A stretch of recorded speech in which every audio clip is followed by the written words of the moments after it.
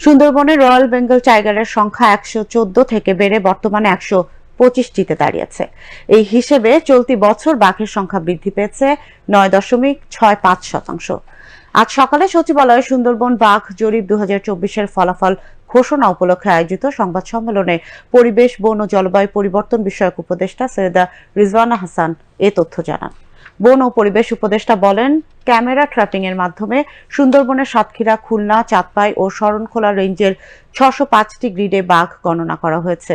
তিনি বলেন, ২০১৮ সালের সর্বশেষ জরিপে সুন্দরবনে বাঘের সংখ্যা ছিল ১১৪টি।